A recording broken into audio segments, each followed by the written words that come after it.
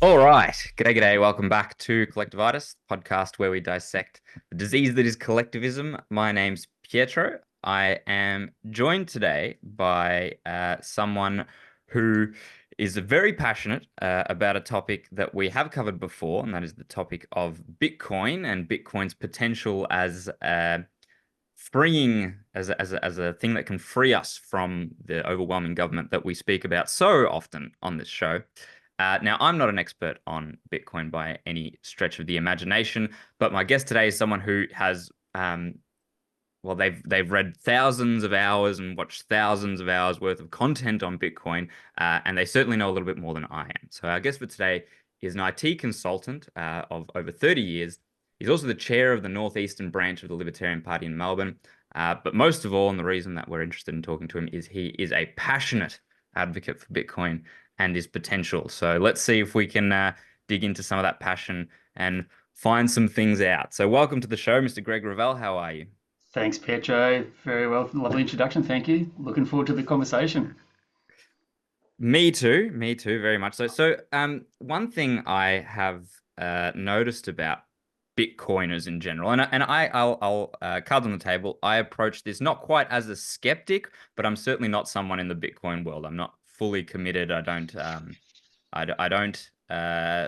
preach from the rooftops about the saving grace of Bitcoin and how Bitcoin can save the world. I'm not that confident in it, as Bitcoiners seem to be. I find that Bitcoiners are overwhelmingly the ones who are really into this thing. Like they can't stop talking about it. They really think they've found something that is the answer to the world's woes.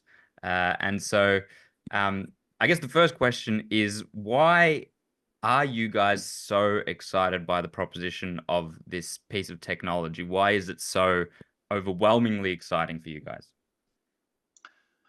Um, I think I think it's because Bitcoin is one of these topics where the metaphor is it's like edging towards some great awareness. You're stepping tentatively towards a body of knowledge, and you learn a bit more, and you learn a bit more, and then all of a sudden you just get it. You understand the true power of what the technology represents, and not only from a technical point of view, but from a social and societal point of view. From a freedom and libertarian point of view, for those of us who have a high priority for personal flourishing and human flourishing. And there's kind of a number of different levels on someone's journey. And for some people, they might just get to level one and there's a basic understanding, and that's all they need. Some people go to level two, and there's different layers of abstraction. So you tend to learn about the mechanics at the base level, and then you start saying, well, what does that mean for society? And what does that mean for liberty and flourishing? And then what does that mean for humanity? And so as you go up the abstraction stack and you learn deeper and deeper and deeper, and it's a very deep topic, it kind of, I think for those Bitcoiners that you speak of, and I suppose which I'm one, you get to a point you tip over, you go, wow, you just sort of see this huge potential and you just have this passion. You just want others to discover what you've discovered. So I suppose, for me personally, my goal is to help people on that journey if they're curious. And for those that are curious and have some really passionate views about how humans should flourish and liberty and freedom, then Bitcoin is a very, very powerful topic to help you on that journey. So I think that's probably where you get that there. There's a drop off point and people go down the rabbit hole and then they stay in that rabbit hole and they become evangelists, I suppose. So yeah, I suppose that's probably what it is. Well, you've already used a few metaphors there to describe Bitcoin. That's one of them was, you were layering the layers of knowledge on top of each Mm. other into a triangle. So it's a pyramid scheme, is what you're trying to show me, is that Bitcoin Okay. is a comes up as a pyramid. No, no, no, not at all. So no, I suppose my abstraction is just sort of how I think about, let me make up another sort of metaphor. When you learn to drive for the first time, you're thinking about the mechanics. There's the steering wheel, that's the accelerator, there's the brake, clutch, changing gears. It's all mechanical, and you're clunky at it. But then after a while, it becomes second nature. And then after a while, when you've been driving long enough, as you go up that proverbial stack of abstraction, and your awareness becomes so much easier. You're doing it all so automatically that you don't even think about it. And so when you're not thinking about all the mechanics, you can think about higher order implications of driving a car. Because what does driving a car mean? It gives you freedom to go places, the freedom to run a business, the ability to make money using your ability and skills. So they're the higher order abstractions, I suppose. And then I don't know if that metaphor makes a bit more sense, but Bitcoin's kind of the same. You have to learn the mechanics, and you might grind the gears a bit at first, metaphorically, but as you become more sophisticated in your awareness, the potential is can be quite insightful and profound, I think, for some people. Well, hopefully we can give some idea of the potential to people who are viewing this show. Potentially, there's some people who are already well on board with Bitcoin. Yeah. Potentially, there's some people who, like me, are skeptical. Potentially, there's some people who don't really know much about it beyond, the public pop culture aspects Yeah. of how Bitcoin is seen by most people. I'd say just about everyone nowadays knows the word, because of how popular it's become as kind of a bit of a get rich quick scheme. I think it Mm, started in 2016 that it first really erupted. Um, so I mean the first thing that we've talked about, and we're both libertarians. We are both sharp critics of government overreach, of taxation, of inflationary governments, inflationary policy. We see all of these as ways in which the government clamps down on the freedom, of purchasing power of individuals, mm, which extends to their freedom in general. Um, so, there's lots of things that we certainly agree on.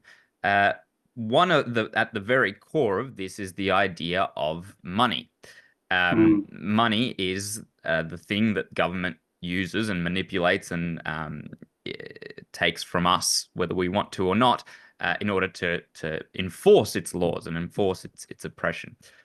So, how does what is the problem with money as it currently exists, and mm. what is Bitcoin in relation to that, to current money? Like, what is the difference between the two?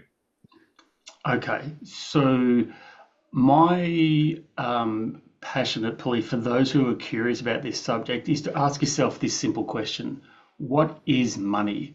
And once you are curious about that question and you explore that topic, and I'll try and outline a basic thesis of what I've learned, um, you'll then start to understand where Bitcoin fits into this picture relative to its counterpart being the fiat government run system where we're all part of today. So, in asking the question, people say, well, what is money? People will sort of typically say, oh, it's so I can buy stuff, I can pay my taxes, I can put petrol in the car, and they might hold up a crispy 10, 20 or $50 note, and they recognize that as money. But then when you sort of probe a little deeper and say, well, what is it? I mean, it's just a piece of plastic with numbers on it. So what is it that gives it its value, if you like?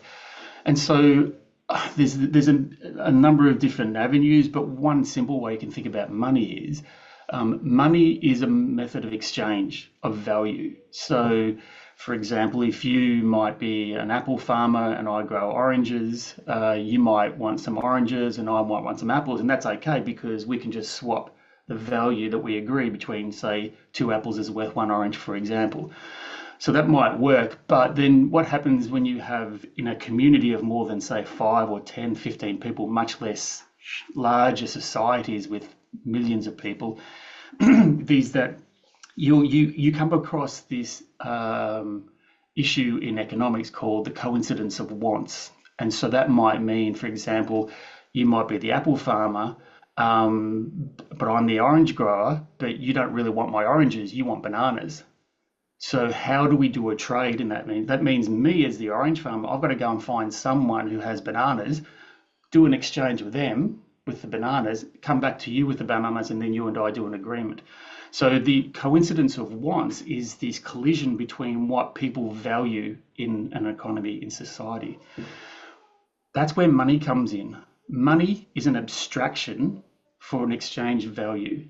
So in the exchange, if we had some agreed currency, and that could have been classically glass beads or shells or indeed metals like gold and silver. Historically, various tools have been used for currency.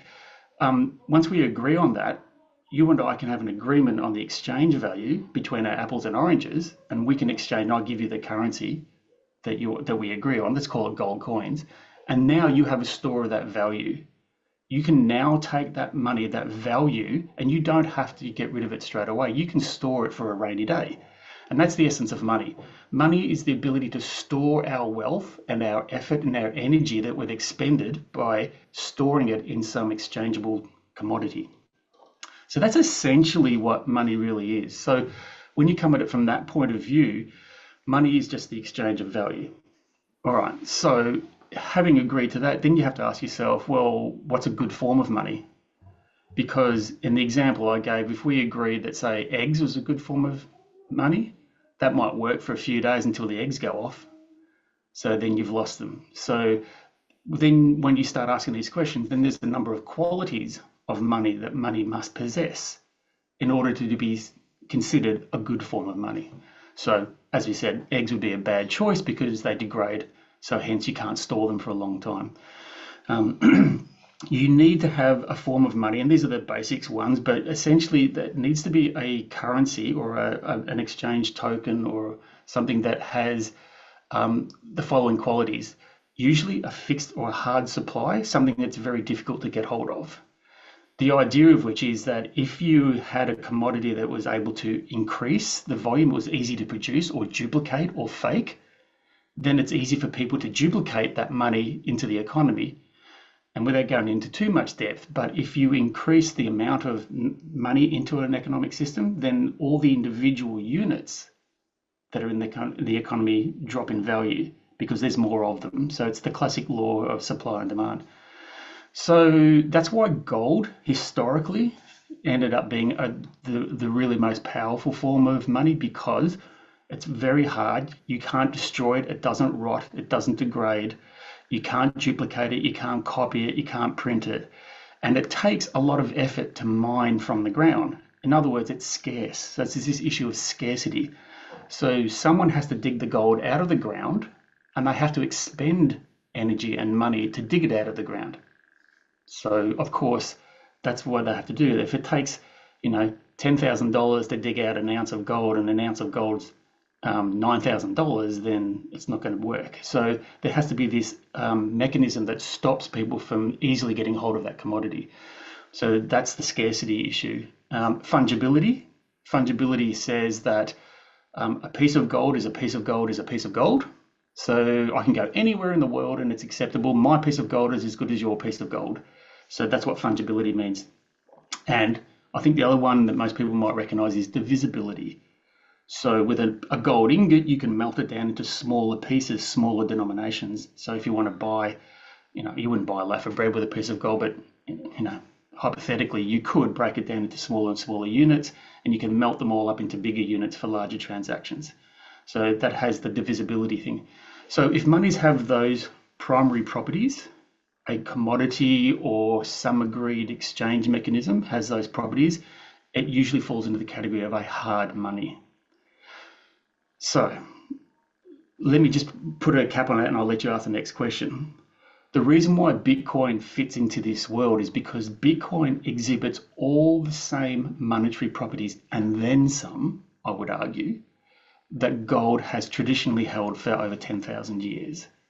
And that is, it's a scarce commodity. It can't be created. It can't be manipulated. It can't be copied.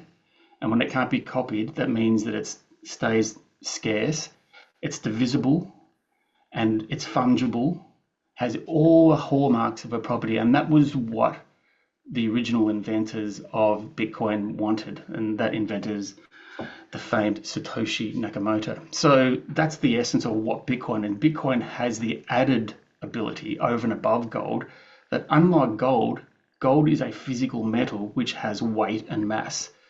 And if you need to ship a large quantity of gold from one physical place on the earth to another, there is a huge cost, not only in terms of the physical cost to transfer it, but also the risk of theft and loss. Bitcoin overcomes that because it's a digital form of gold that you can just zap it anywhere in the world on a computer network, and it retains, it's almost instantly available anywhere in the world for next to no cost.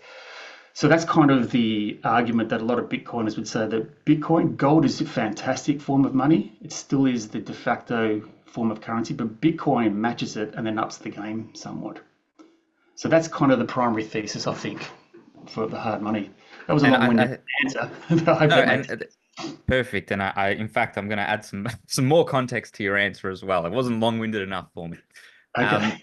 So I think you've preempted probably what most of my questions are going to be because uh, as I said, I can see the value in Bitcoin, and I can see, as a something to get away from fiat money. Mm, It has value in that. But my questions mostly are around um, how is it better than gold other than in the ways that you've just mentioned? And are there some things that make gold better than Bitcoin as well? yeah, fair enough. Before that, let's talk. Let me lay down a little bit of to extend what you went on there because you went on to explain money in a very traditional sense, the classical idea of how gold and silver and whatever else was used, because it wasn't just gold and silver. I think tobacco Yeah, leaves were a form of yeah. money for a while Shells. in some places, but overwhelmingly the free market across the world tended to pick gold, even independently of one another. Different countries that had never interacted, they found that once they started to trade and travel, gold and silver were primarily the winners. Yes. But we have to mention, right, because Bitcoin is not the hard the strong necessity for Bitcoin is not as an alternative to gold, but it's actually as an alternative to government fiat. So we have to mention the fact that society went off this use of gold solely and these use of hard metals as money.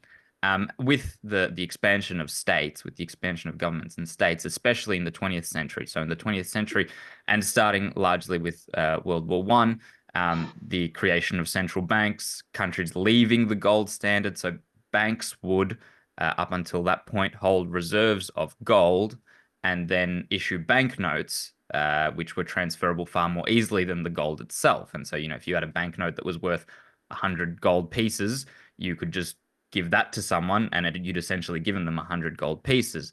Yes. But with the creation of central banks and with lots of countries going off these gold standards where you could redeem the gold in the gold notes for actual gold, what started to happen was governments became inflationary, which is very convenient to a government. A government wants to be inflationary because essentially it is a small, consistent, persistent tax on the value of money that individuals hold, which the government can spend. Because every time the government creates new money, they can spend that money. And the value of that money comes from the fact that now that that new money is in society, the price of things has gone up for Yeah. individuals, Yeah. right? So that's fiat. I mean, that's kind of the birth of fiat, and then the 20th century is a whole history of Yeah. trying to get back to a kind of gold standard, and then leaving that gold standard, and eventually what we have nowadays is no gold standard at all, right? Money is completely backed only by the fact that a government says that it has value and has laws in place to say that you have to use this type of money in this country, which Correct. means that they can inflate it through the roof however they want. And a lot of what we're seeing nowadays is government policy having completely destroyed the value of any money. And we both see that problem, right? We Mm, both see that issue that um, I can't store value for future use yes. because the money I earn is worth more today than it will be worth in 5 years' time. So Correct. there's this incentive to constantly spend. So we're looking for ways to store our value so that we can spend it in the future. I don't want to spend every dollar that I earn nowadays. And so part of that, you might use gold, you might use Bitcoin. Um, I tend to think that gold is a little more useful for that purpose there, and I'll explain why, and I'd like to hear your thoughts on this. Bitcoin, unfortunately, is not seen by everyone as solely this uh, currency alternative to fiat money, right? Bitcoin is, unfortunately, a bit of a fad among the world, and it has a few times kind of gone up really sharply in price because heaps of people bought it and saw that it was this cool thing and saw that it was skyrocketing in price, and it would hit a peak, and then a whole bunch of people would then see, okay, right, we're at a peak now. I can make a lot of money if I sell all my Bitcoin at this high price, and then the price falls again.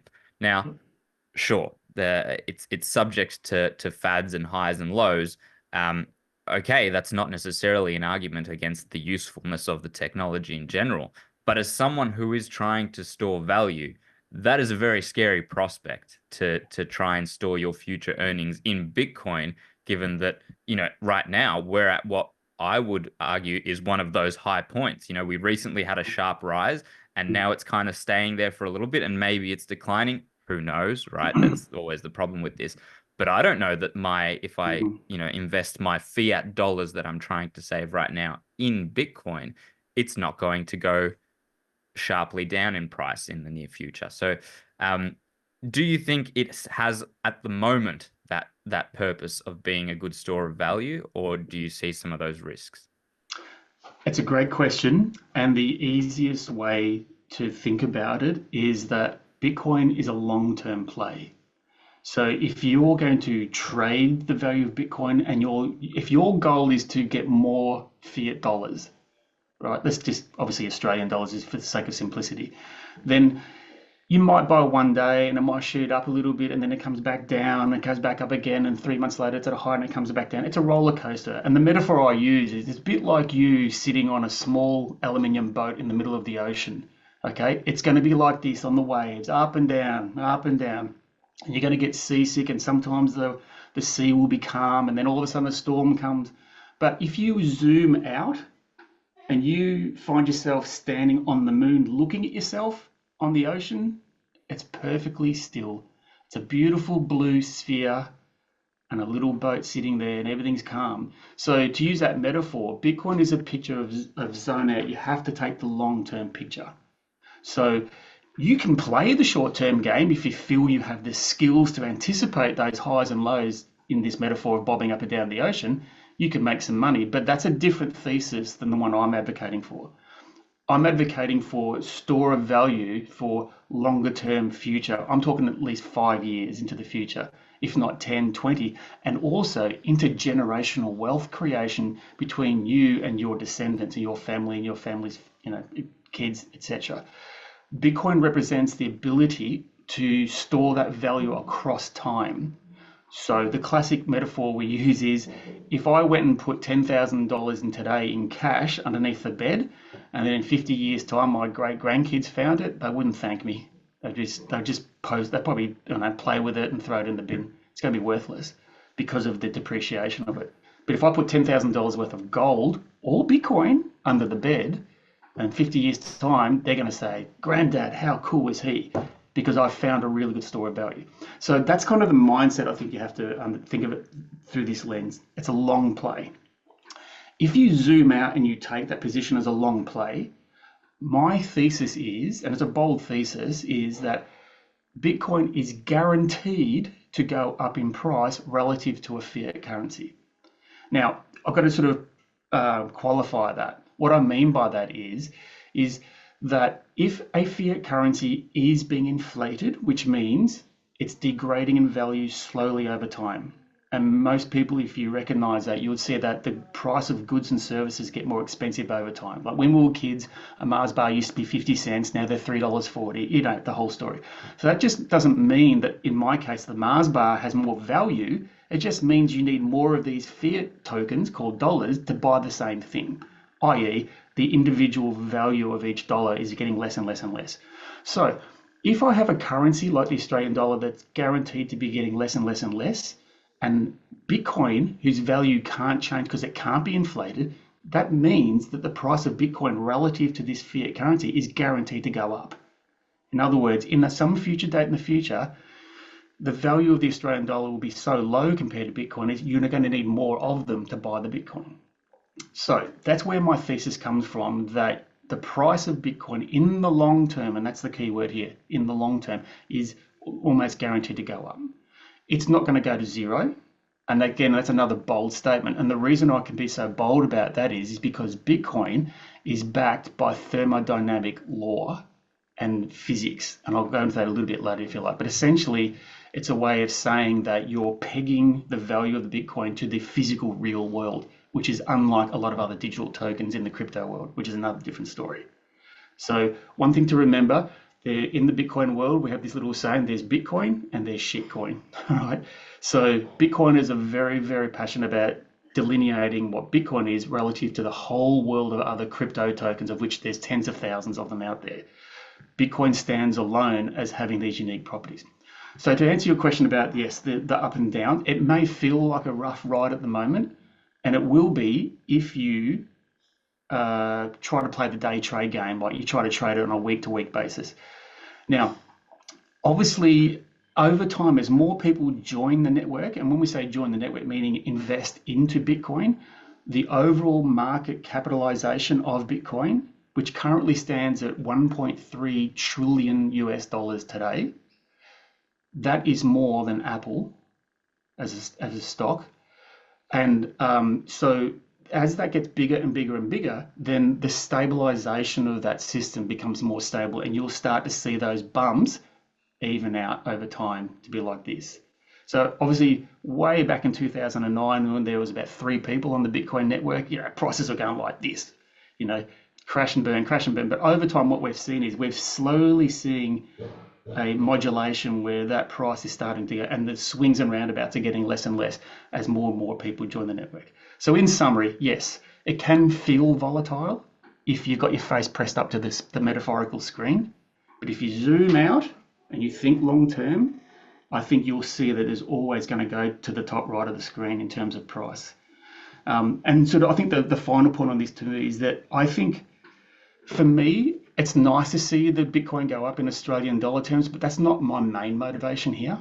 It's a lot deeper. It's a lot more philosophical for me personally. It's just that I don't really care what Bitcoin's worth in Australian dollars or, Brazilian real or Turkish lira. It doesn't really matter, because at the end of the day, all these fiat currencies are degrading. I just know when I look at the world through a Bitcoin lens, I price the world in Bitcoin. So when it's kind of a trick of the mind. You're so indoctrinated to think of the price of everything relative to your own national currency, and everyone says, oh, 20 years ago I bought a house for $200,000 and I just flogged it off for $1 million. Hooray! I've just made $800,000. You haven't. You've made $800,000 in nominal units, but the value of that $1 million relative to the initial 200,000 20 years ago is not as much as that gradient would suggest. So what you have to do is you have to flip your mind around and say, if I view the world through a Bitcoin price, then everything's getting cheaper. So, for example, I think you and I mentioned this recently, I think we were having a private chat, is if I had have bought my house that I currently live in northeast Melbourne, and I bought it 20 years ago, at that time, I should say 15 years ago, just to line up, and Bitcoin's been around for 15 years, but if I were to have bought it 15 years ago, the price in Bitcoin would have been something like, and I'll just make up a number by way of illustration, but it would have been worth something like 12,000 Bitcoin to buy my house 20 years ago. That same house today, despite going up in fiat dollar terms, is now only worth 10 Bitcoin. So in Bitcoin terms, my house has gone from 10,000 down to 10. That means it's got cheaper by about a factor of 95%. So when you look at it through that lens, Bitcoin is a depreciating force. Things get cheaper in Bitcoin, and it always will. Everything will always get cheaper in Bitcoin. So there's a bit of a sort of complex there. So I'd sort of summarize it by saying, if you're bobbing up and down the ocean, you want to spin the wheel and take a luck and see if you can pick the highs and the lows in the market, good luck. But it's a hard game. Zoom out, put it under the bed for the kids or a rainy day, and I think you'll do a lot better. Yeah, and look, I think you're underrepresenting quite how big those swings are, though. I can understand the notion that it is slowly over time becoming the sort of the baseline value of Bitcoin, the value of Bitcoin pinned to how many people have bought into it for a genuine belief in the technology and in the potential, as as you do. I think that is accurate, that is slowly rising over time. But those swings and roundabouts and highs and lows, like they represent. Let's look at. I mean, I've just got the graph of the last 5 years up in front of me.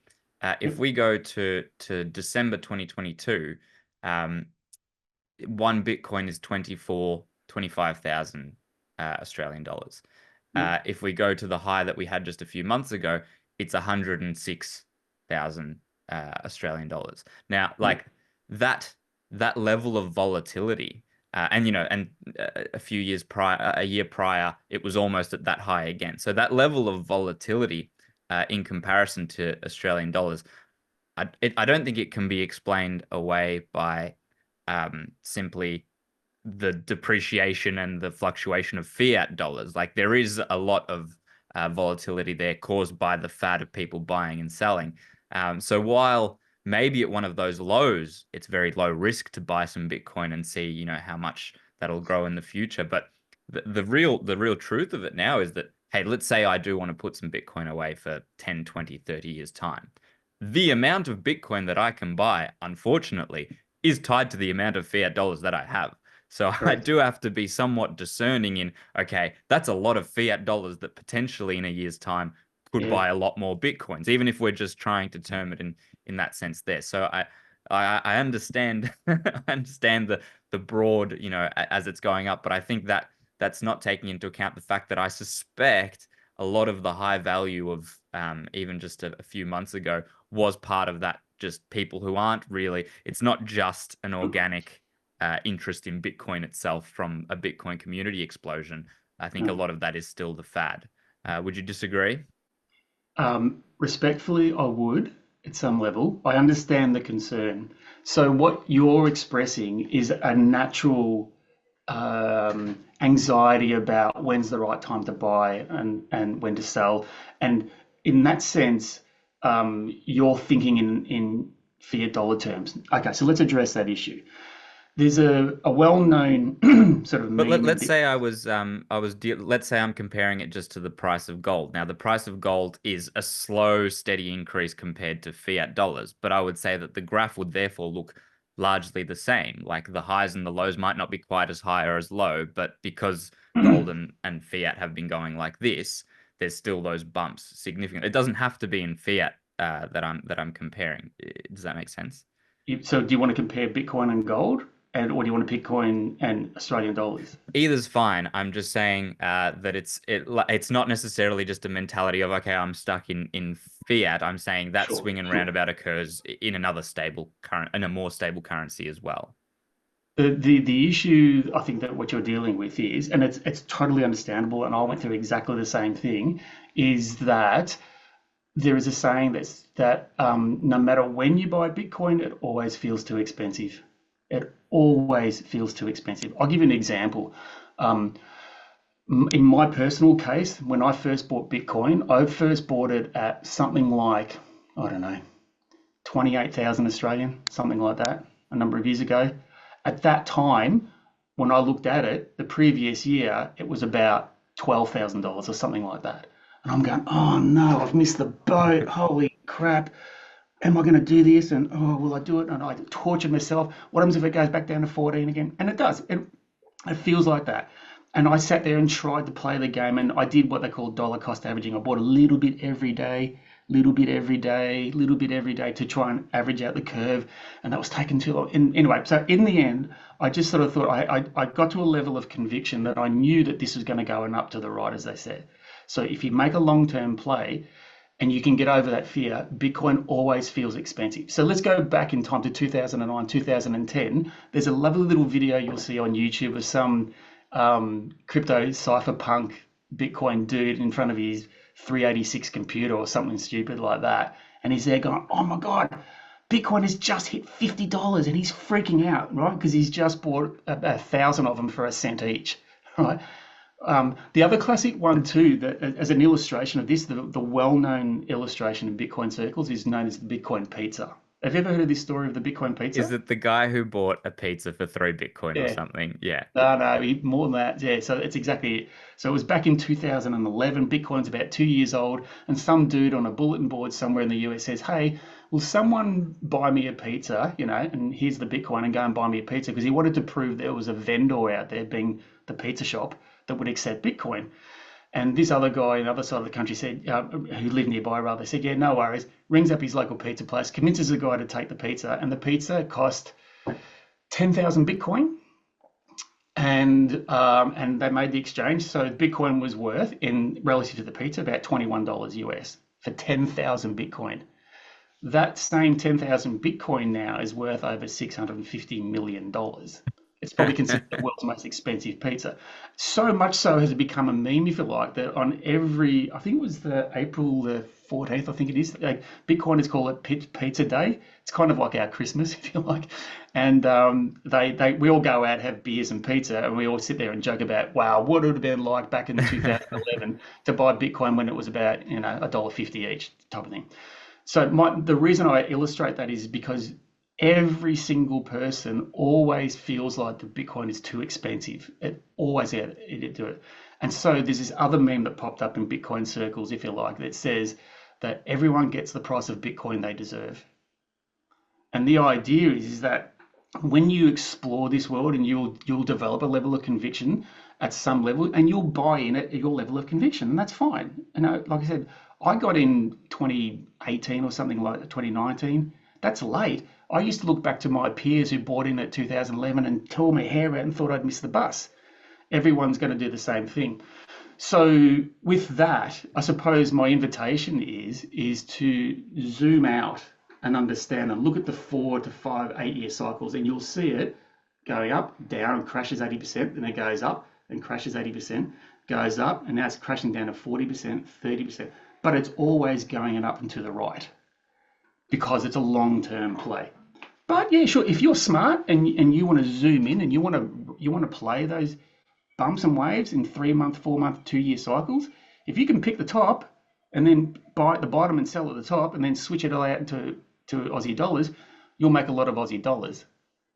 But for me personally, I'm not interested in Aussie dollars. I'm interested in retaining my wealth in Bitcoin because I believe it to be a superior form of wealth storage, if you like. But that's just me. That's just up to me anyway. So did I answer your questions at all? Yeah, no, you did, and that's fine. And like I can appreciate a lot of that the psychology around when to buy in and when not to buy in. I'm much more invested with gold and gold stocks and that kind of thing. And there's the same sort of mentality, right? And Yeah. I know for a fact, and not in the same extent, but gold has certainly gone up in value in the last 2, 3 years since I started Mm. buying.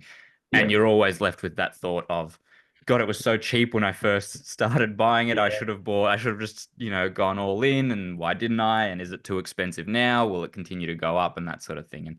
And I can But let certainly me ask you this appreciate that question though, psychology. Pietro. I would let me put my cards on the table. With gold, you're not going to do any. You're going to do really well, right?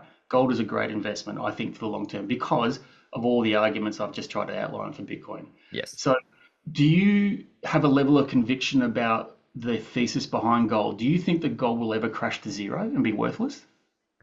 No, and I guess that kind of brings to the next to something that I did want to ask you, right? Because Yeah. let's compare the two and let's go back to those first principles of money and how Mm. what money is and what money needs to be.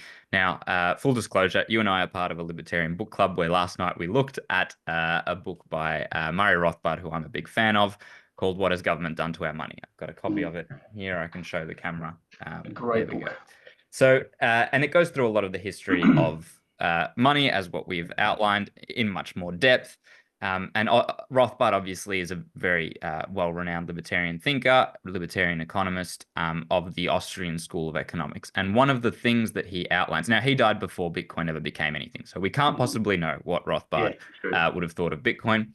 Um, Potentially would have loved it. Potentially he wouldn't have been so enthused with it. But one thing that gives me pause is the fact that he and the Austrians describe that the qualities that money needs to have are the things that we've described: fungible, easily divisible, easily transferable, impossible to duplicate, to replicate, to create counterfeits of. Easily, it's a store of value. It can be, kept over time and it won't degrade. It won't rust, mold, whatever. All of these aspects, gold and Bitcoin share. In fact, in many of those regards, as you've mentioned, Bitcoin does have an advantage. With the age of technology, it is potentially easier to transfer Bitcoin from one person to the next to make purchases, especially large purchases overseas. However, there is one aspect which gold has, which is the reason I believe that it'll never go to zero. And I think the reason that it's always a sound investment is that before being a form of money, it was a commodity. right? And it will always have that value there to some people as jewelry, as ornaments. Increasingly, it's also even used in technology. It's used in like mobile phones. There's part of it that, have Yep. little bits of gold. So it has real world tangible uses beyond just as a medium of exchange. That is one aspect of Bitcoin that I don't see. And I think that is potentially why there are detractors of Bitcoin who say that it has the potential to go down to zero, because its value is derived primarily as being an alternative to fiat currency. Uh, in a world where there is no fiat currency, there is no, and nobody has any. Maybe there isn't this global acceptance that Bitcoin is the currency. Having a Bitcoin gives you nothing, and that's exemplified by the pizza example, right? No Mhm. one would ever have bought a pizza for any amount of gold expecting that it would go up in the future, because gold is always has this base value which is more than that. Yes. Whereas Bitcoin, the value that it has is purely a projection of what people believe that value to be, and so that's kind of does how do you respond to that? The fact, and or do you think that Bitcoin does have some value, some um, what's the word? I Intrinsic can't think of the word. value. Yeah, some intrinsic value, some of the characteristics of a Yeah. commodity. Yes, absolutely it does. And there's nothing, I think the lovers of gold and lovers of Bitcoin are all having a heated agreement about this. And so I think with gold, all those qualities you outlined, you spoke of the functional use case being used in dentistry and circuit boards and the like. Yes, that is true because Bitcoin is digital. It doesn't have that functional use case. But I would also argue that that represents an extremely small slither of value in the Yes. whole pantheon of what gold represents. Gold is used primarily as the base commodity metal that represents the eternal money and has done for 10,000 years. And it's proven over that 10,000 years that it's not going to go to zero. Bitcoin has exactly the same properties. And what I said earlier, I alluded to the fact that it's actually based in thermodynamics. And without nerding out too much, I'm trying to keep it relatively high level. But again, I'm going to use the metaphor of Bitcoin mining versus gold mining. And that's why we call it Bitcoin mining, because the metaphor is a very profoundly similar one. And as I alluded to earlier with gold, no one's going to dig up gold out of the ground unless the value they can get by digging it out of the ground exceeds the cost of actually digging it up out of the ground. So, and the reason why that is, if gold was lying around on the beaches everywhere and everyone could pick it up anywhere, its value would drop away immensely because it's just so available. It's like oxygen or sand or salt. It's not valuable. Anyone can get their hands on it. So it's this scarcity thesis, if you like. And so just like gold mining requires physical energy, i.e., someone in the 1850s has to dig a big hole until they find a little nugget. Or in today's terms, obviously we spend fossil fuel energy to operate tractors and diggers to make these massive holes in the ground. And the thesis is that we're going to dig up more value out of the ground than what we put into it. So that's what gives gold its value. And then over time, gold has an inflation rate, meaning that the amount of gold that enters into production Yes. is about 2.5% per year, roughly. So that means anything that's ever been dug up out of the ground still exists above the ground, as I say. And every year, 2.5% gets added to that stockpile. So that's why gold has a very well known inflation rate. It's about 2.5% per year because that's how much enters the system. So that gives gold a half life of about 32 years, I think, something like that. Okay, so in other words, the energy required to dig something up enforces the monetary characteristics of it. Let's turn our attention momentarily to Bitcoin. Bitcoin, analogously, requires the same thesis to be applied.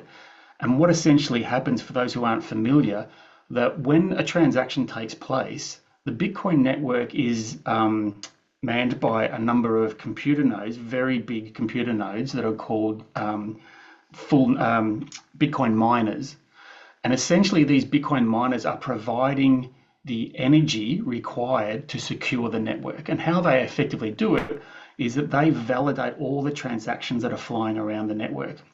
And essentially what they do is the algorithm says, hey, everyone, and I'm oversimplifying this, but hey, everyone on the network, being the miners, I've got these transactions that need to be verified. Whoever can guess the first 30 digit, the first 256-bit digit with 30 leading zeros, it's a random guess. Whoever guesses the right number will win a prize. And that prize is some Bitcoin that the algorithm will generate. In other words, they mine it into existence. So when the call goes out for a block of transactions, all these nodes on the computer network, all these miners, and these miners are massive operations. They're about the size of football fields with thousands of whirring computers. And these computers are called ASICs, asymmetric serial instruction computers. They're basically computers that do nothing except Bitcoin transactions.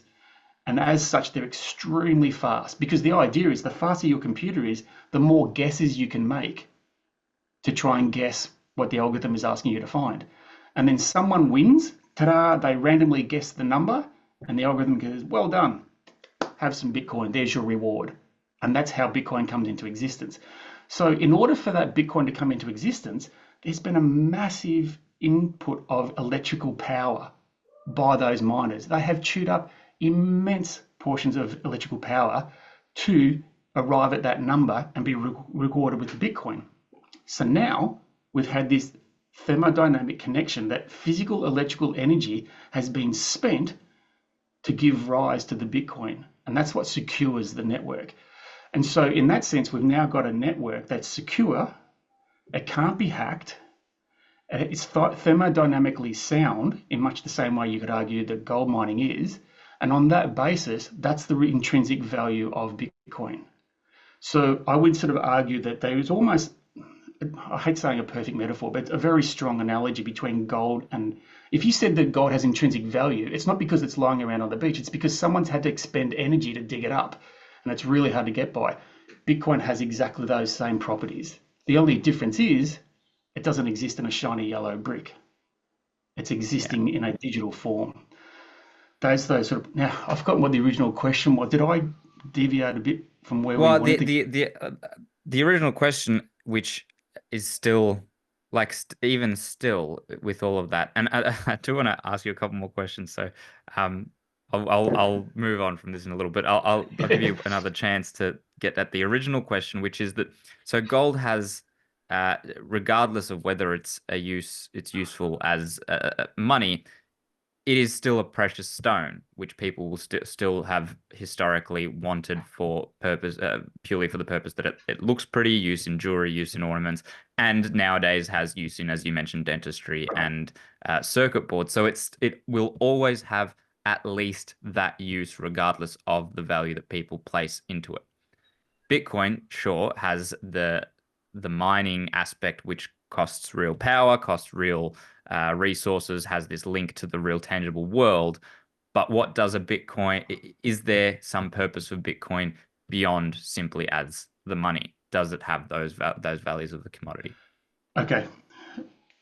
The answer that you're looking for at this level for the purpose of this conversation is it doesn't have that use case that gold has, i.e. some functional use case over and above its monetary properties.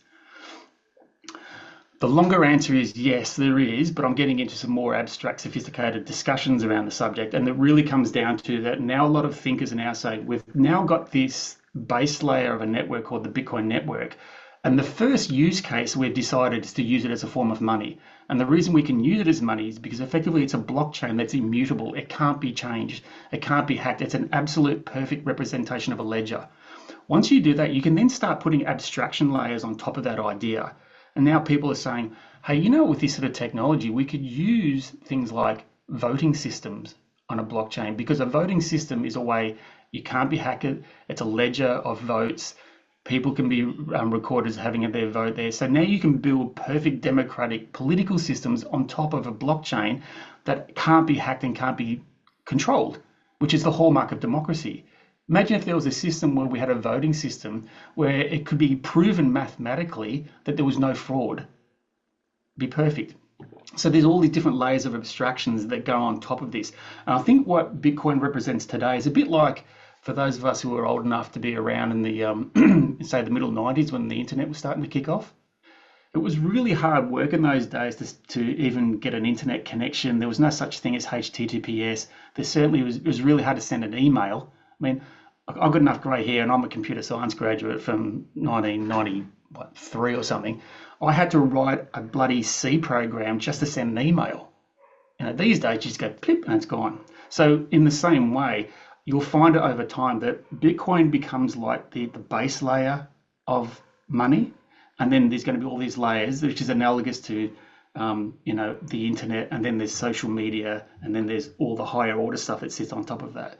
And so people in the future, when they sit on top of this, they're going to be using services that don't exist today, and they're not even going to know anything about the Bitcoin layer that sits at the bottom any more than you and I understand how TCP/IP works in communications networks.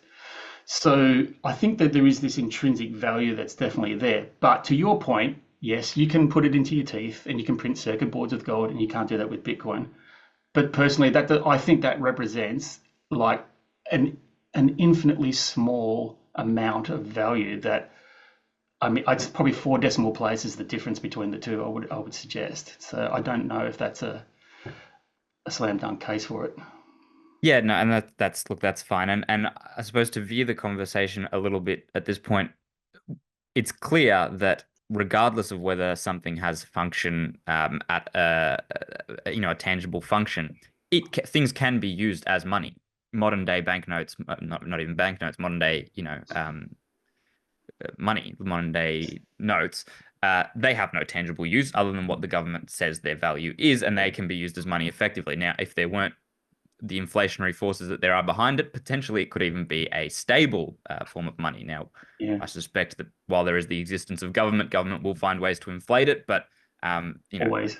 government aside, yes, they can be used as money. So Bitcoin can be used as currency, and that is the freeing characteristic that it has, right? So let's look at because that's the libertarian argument for Bitcoin, right? It's Well, fiat let's currency just draw a is line in the sand there. Like, just underline that point. The thesis about the Bitcoin in this case is that, unlike the fiat monetary system of today, Bitcoin can't be hacked, it can't be duplicated, it can't be censored. So if I say something about the government doesn't like, they can. Anyone who's familiar with the Canadian truckers of a few years ago, right, I'm sure many of our listeners here would recognise that. People were donating their money to a GoFundMe program, and Justin Trudeau rang up GoFundMe or whoever runs it and says, put a stop on that. And not only did they steal that money off them, but they then put blocks on all the people who had donated $10, $50, who were single mothers with 3 kids struggling, that just wanted to help out something they believed in. They were all censored. You can't do that with Bitcoin. And that's what gives Bitcoin its power, and why a lot of governments are scared of it, is because it's utterly the perfect expression of libertarian freedom to spend your money when you want, with whom you want, on what you want. That is the definition of financial freedom. Most people think financial freedom is having lots of money. Having lots of money in a cage that's controlled is nothing compared to relatively low amounts of money that you're totally free. So financial freedom is the ability to spend your money when you like, how you like, with whom you like, on what you like. That's the promise of Bitcoin. So I just wanted to sort yeah, of frame that. and right, and there's a lot of there's a lot there, right? There's a lot to be hopeful about there. And in fact, not only did they do that to the truckers, they actually also froze their bank accounts so they would have to go home, which shows that Absolutely. even the money that you have in your bank account is not yours while it is subject to government purview. And yes, Bitcoin absolutely is an alternative to that, and the government can't touch Bitcoin. So a couple of questions, I suppose. Given regardless of the fact that we believe that Bitcoin will continue to go up in value compared to fiat currency and up in value in general, what does a world look like where what needs to happen before we can actually start using Bitcoin the way that we want to use money? Yeah. Because the truth is, I can't use Bitcoin to buy my house or groceries or to fix my car, to whatever.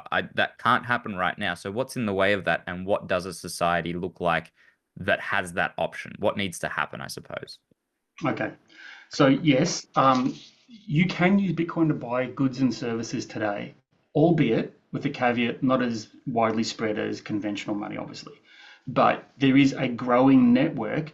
And if you jump on the internet and you search, oh goodness me, I wonder, I've forgotten what the app is, but if you search for something like spend your Bitcoin in Melbourne or whatever, it'll come up with a map and all these fish and chip shops, pizza outlets, accounting services, whatever, be little pins all over it will tell you where you can spend your Bitcoin if you want. So that's what you're kind of opening up an economy where people are actually using Bitcoin as the free money exchange that it was intended. But that's relatively small fry indeed. So to answer your question, what has to happen? I think first and fundamentally, it's a question of education and awareness, which is the conversation you and I are having now. At some level, we're hoping that what we talk about resonates with a handful of people and they go and explore it and then they tell their friends and it becomes this, financial libertarian virus, if you like. So that's the education argument. Also with Bitcoin, we haven't spoken about it, but Bitcoin is, let's call it the base layer of money. It's how you settle your debts, but it's not, you don't go tap and go, tap, tap, tap, like buying a coffee. But there is a network that sits on top of the base layer network, and forgive me for waving my hands everywhere into clouds, I haven't got any diagrams, but if you can conceptualize, there is something called the Lightning Network. And the Lightning Network is, crudely speaking, the tap and go equivalent for Bitcoin. So it's designed for high volumes of transactions at high speed for relatively small transaction values. Bitcoin is what they call a settlement layer. In other words, it's kind of like gold, that you don't use gold to buy your coffee and your bread with, but countries might ship gold across each other to settle their international debts. So in other words, it's relatively slow. It has to be very secure. So Bitcoin is like that too. It has a low transaction volume. It can't tolerate tens of thousands of transactions per second. And that's for very good reason. Ostensibly, it's because it sacrifices speed to ensure its security, because security is of prime value to the Bitcoin network. So the Lightning Network is another network that sits on top of the Bitcoin layer, and you can use it for peer-to-peer tap and go type transactions. And to your point, the number of venues or outlets that accept Bitcoin is indeed growing, but it's relatively small, and that's where these conversations. So for example, my local market that I go to on a Saturday morning, I started talking to some of the vendors there, go, hey, you guys should get into Bitcoin and put up the Bitcoin sign. And I just wanted to promote it and try and get a conversation going. And they go, what's Bitcoin? And then I'll go through the whole conversation and how to set it up. And then they've now got a new avenue, and it's a little bit kind of cool. It's a little bit like fun and down with the kids, you get out there and tap with Bitcoin, it gives them something excited to get attached to, and that spreads. And then they tell them, so it's one of growth of education. That's a ground up approach. The top down approach, I would suggest, is what is actually going on for those who aren't necessarily aware. But Bitcoin in the US, which is the world's biggest market, obviously, earlier this year, the Securities and Exchange Commission, which is the US equivalent of our ASIC, which is the governing body for all investment share management, if you like, the SEC in the US approved what's known as a Bitcoin spot ETF. ETFs, as an exchange traded fund, is a financial product that allows investors to get access to Bitcoin without actually buying the underlying asset. So, for example, if you have a gold ETF you might be familiar with, you can buy shares in a gold ETF. You don't actually buy the gold itself. You're buying a paper certificate that gives you access to it. That's now been set up in the US. So there's now, people can get access to Bitcoin through their conventional broker and their pension funds and their superannuation funds that they have in the US. What that means is, to date, the Bitcoin ETF has been the fastest, most successful ETF launch in the history of the world. And it was at one stage in the first couple of months, so much money was pouring into it that they were actually got to the same point they got to $20 billion in something like 18 days. Whereas it took gold something like 3 years to do the same. So there's a massive tidal wave of money coming into it, and it's opening up the door. So what this means is massive tidal waves of money from corporate America, from the pension funds in the US and all the institutional world is pouring into Bitcoin. And what it means is when people buy these shares in an ETF, they have to go out to the market and buy Bitcoin because there's an obligation to keep the two in sync, the number of shares in an ETF, hence the word spot ETF. So what this means is there's a massive demand vector coming in the US. BlackRock is one of the holders of the ETF funds. There's about 13 companies that have offered an ETF. BlackRock is the biggest one, and then there's others, about 12 or 13, but there is a huge tidal wave of money going into it. And they say that even if all these institutions in the US were to allocate as little as 2% of their portfolio to Bitcoin, which is very, very conservative, you're talking about a $500,000 US Bitcoin. Now, some people have said that that will arrive around about 2030. Some people are thinking it would get to $1 million conservatively. Some people think about $200,000 US by about 2030.